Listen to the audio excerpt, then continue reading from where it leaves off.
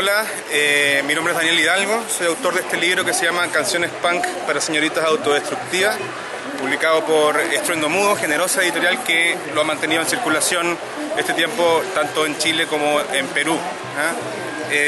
Hablarle un poco del libro quizás, ¿no? Es un libro de cuentos, son 7 relatos. Bueno, originalmente eran 7 relatos. Esta edición, que es de Estruendo Mudo, tiene 3 relatos nuevos. Son relatos sobre mi ciudad natal, que es Valparaíso, una ciudad que está, es un puerto en realidad, que está a 2 horas de Santiago. Es una ciudad con puerto que tiene una mezcla bien extraña, bien particular, donde hay unos cerritos poblados, ¿no? Y abajo está, digamos, la parte histórica, que se presta para muchas cosas, sobre todo para hacer postales turísticas, y este libro lo que hace justamente es derribar a patadas esas postales turísticas. O sea, Valparaíso no necesariamente es un paraíso. Es todo lo contrario a un paraíso, es más parecido a un infierno, pero un infierno, digamos, bien urbano, ¿no? Básicamente son historias que hablan de violencia, de marginación, habla, bueno, de la música punk, que es la música que a mí me influenció desde mi adolescencia. Entonces son relatos que están inspirados en ciertas canciones también, que aspiro un poco también a tener esa fuerza que tenía el punk de los 80, de los 90, ¿no? Son historias que deconstruyen, me gusta esa palabra, deconstruyen, es como académica, deconstruyen cierto imaginario, ya sea como de los sujetos, ¿no? Desde los espacios, el territorio, lo que les decía, está la cita constante ahí al mundo musical, al mundo del rock, al mundo también, bueno, periférico. Son, como les decía, varios relatos que tienen que ver un poco con deconstruir ciertas identidades. ¿Y el título es específicamente creación tuya, una co-creación con Álvaro? ¿Cómo es eso? Cuéntame sobre el título. El libro, esta es una reedición de Estruendo Mudo, es mi segunda edición, digamos, con esta maravillosa propuesta que tiene Estruendo Mudo de hacerlo tanto en Perú como en Chile, pero es el libro originalmente salió el año 2011 en Chile. Canciones Punk para señoritas autodestructivas es tú. No conocía a Álvaro todavía, entonces por el momento sí era mi creación. Fue una especie como de epifanía, digo yo, ¿no? Porque lo típico que uno tiene un título más o menos ideal y al editor no le gusta mucho y que no es muy comercial, y buscando muchos títulos en distintas instancias, de hecho lo soñé. Un día vi que el libro se llama Durmiendo, digamos, con ese momento como de entre el sueño y la vigilia, ¿no? Como que estoy despertando y digo, se llama Canciones Punk para señoritas autodestructivas. Y creo que al principio era chicas autodestructivas, pero cuando yo llamo al editor y le digo este es el título, él le digo señoritas y él queda feliz, me dice ese, y esto fue horas antes de irse a imprenta, ¿no? Entonces cambiamos todo rápidamente y ha funcionado bien. Yo creo que porque el punk es una cosa como que uno le atrae pasionalmente, ¿no? Ayuda también a entender un poco el lenguaje que ocupa el libro, un lenguaje bien urbano, bien fuerte también, y el imaginario de las señoritas autodestructivas, que es una idea como de una mujer bien empoderada, independiente, ¿no? Como están las historias acá desde el punto de vista masculino, porque todavía no me podía trasvestir literalmente, después ya sí lo pude hacer, ¿no? Son hombres, ¿no? Que se ven un poco también en crisis de su masculinidad, no poder abordar a estas mujeres, entonces hay una idea ahí siempre como contraria a la idea del amor romántico. Estuviste en una charla recientemente acá en la FIL. El año pasado presentamos el libro y ahora lo que hicimos fue hacer un conversatorio en base al libro con Martín Roldán, un amigo, un tremendo amigo de acá de Perú, ¿no? Y con Diana Foronda, que es la vocalista de Área 7, ¿no? Entonces estuvo divertido porque son dos mundos que, si bien comparten la pasión, digamos, por el arte, ¿no? Y por el rock, ella, por ejemplo, desde la feminidad, ¿no? Él desde lo masculino, una cosa más callejera, la otra más de tener una banda. Entonces estuvo bien entretenido lo que hicimos acá en la FIL Lima. En este año que ha pasado, ¿has tenido la oportunidad de leer autores peruanos, quizás de Estruendo, quizás de otras editoriales? ¿Cuáles te han llamado la atención, Daniel? Sí, a mí me gusta la literatura peruana, ¿no? Ribeiro es una cosa que estoy recién asimilando, porque ahora veo Lima y puedo más o menos identificar ciertas zonas de su literatura, ¿no? Bueno, el Martín Roldán, ya tengo su colección completa de narrativa, así que también feliz de leerlo y emocionarme con su escritura, ¿no? En poesía, Luis Hernández me voló a la cabeza. El año pasado tuve la posibilidad de estar en su exposición que hicieron en la Casa de la Literatura, así que ahora nada, me gasté un dineral comprando las obras que han estado publicando este año. Maravillosos los cuadernos, ¿no? Y no, en general me gusta mucho también la música peruana, ¿no? Me llevé los Psychos, que me costó encontrarlo porque parece que son estas bandas como de exportación que les gustan más a los gringos que a los locales, ¿no? Pero encontré algo ahí. Y de Chile me gusta la cumbia, entonces venía con la idea de hacer una ruta de la chicha, ¿no? Entonces también ahí los destellos, Enrique Delgado para mí es un ídolo, ¿no? Bueno, Chacalón lo estoy descubriendo también hace poco, que me ha gustado mucho.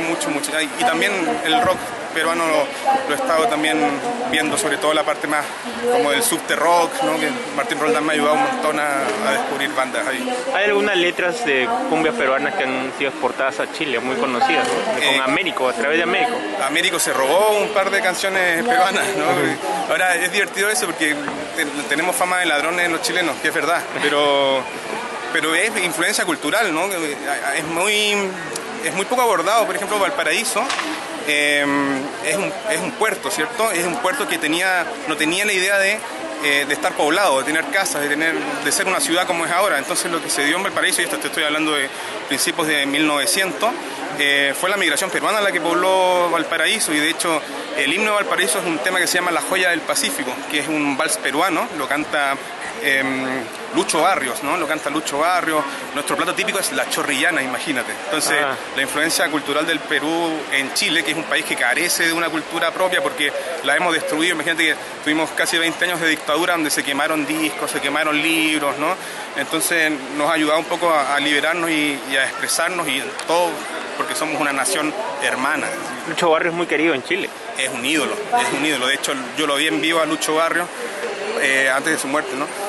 Para Valparaíso se le dice que, bueno, fue declarado por la UNESCO como Patrimonio Cultural de la Humanidad, y cuando eso se hizo, para celebrar esa fecha, Lucho Barrios tuvo un show, pero frente a cientos de miles de personas en la plaza más popular de Valparaíso, y fue muy bonito.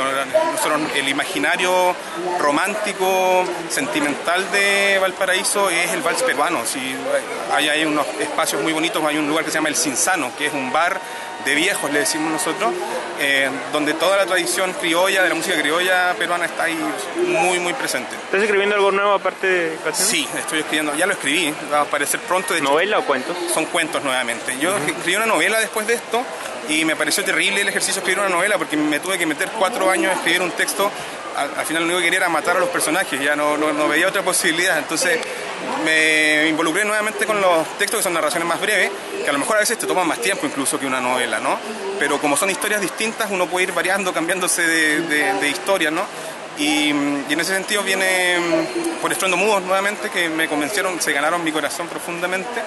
Viene un volumen de cuentos ahora pronto, en septiembre debiera estar listo, y estamos haciendo todo lo posible para venir a presentarlo acá en octubre o noviembre, así que vamos a estar acá de vuelta. Y la última, has tenido la oportunidad de ver la feria La FIL, ¿no? Y cómo evidentemente Chile tiene mucha más situación, la mejor situación económica, ¿no? ¿Cómo la ves? ¿Cómo podrías comparar? ¿Cuál es la diferencia sustancial entre ambas ferias? En Chile tenemos el IVA, no sé si acá en el IVA están los libros, entonces los libros son carísimos en Chile, ¿no? Entonces normalmente cuando uno lo invitan a una feria afuera, lo primero que hace es llevarse una maleta llena de libros. Entonces, lo que decía hace un rato, me llevo los cuadernos de Lucho Hernández, feliz con eso.